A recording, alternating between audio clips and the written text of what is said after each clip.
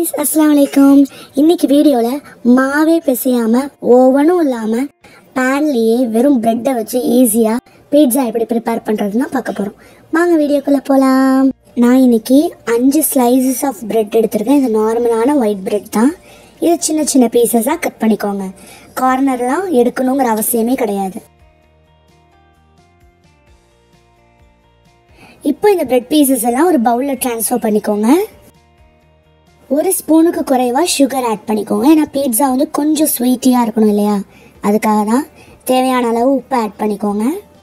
ஒரு 1/4 கப் அளவுக்கு ரவை ஆட் பண்ணிக்கோங்க. ரோஸ்டட் ஆர் அன்ரோஸ்டட் எதுவாக இருந்தாலும் ஓகே தான். இப்போ ஒரு கிளாஸில் 2 முட்டையை உடச்சி ஊற்றி நல்லா பீட் பண்ணிக்கோங்க.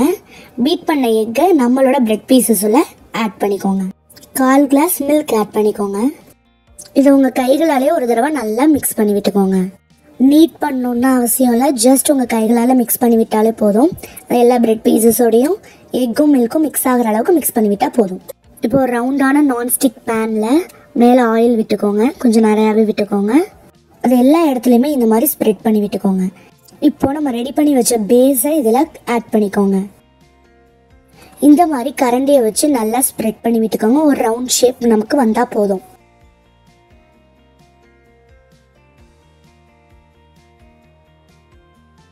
இதுக்கு மேலேயும் லைட்டாக ஆயில் விட்டுக்கோங்க.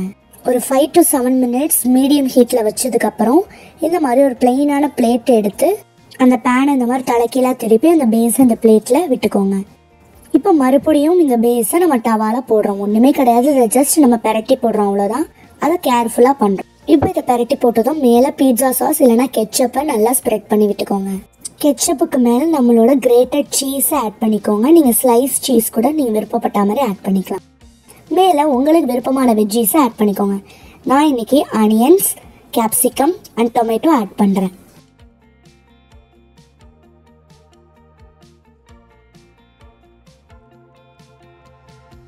வெஜ்ஜீஸ்க்கு மேலே அகைன் நான் சீஸை ஆட் பண்ணிக்கிறேன்.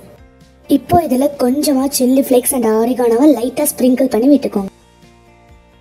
இதை மூடி போட்டு ஒரு 10 to 15 minutes சீஸ் நல்லா மெல்ட் ஆகிற வரைக்கும் லோ டு மீடியம் ஹீட்லேயே வச்சுக்கோங்க. அவ்வளோதான். இப்போ சீஸ்லாம் நல்லா மெல்ட் ஆகிடுச்சு.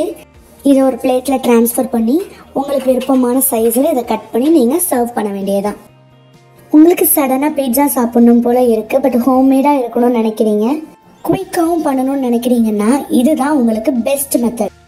மாவு பிசைய வேணாம், ஈஸ்ட் ஆக்டிவேட் பண்ண வேணாம், உங்களுக்கு இது நிமிஷத்தில் ரெடி ஆகிடும். 1/2 hour ரொம்ப அதிகம் தான். நீங்களும் அந்த ரெசிபியை வீட்டில் ட்ரை பண்ணி பார்த்துட்டு எப்படி இருந்துச்சுன்னு மறக்காமல் எனக்கு கமெண்ட் செக்ஷனில் தெரியப்படுத்துங்க. நெக்ஸ்ட் இதே மாதிரி ஒரு அல்டிமேட் ரெசிபியோட உங்களை வந்து மீட் பண்ணுறேன். Until then, bye bye.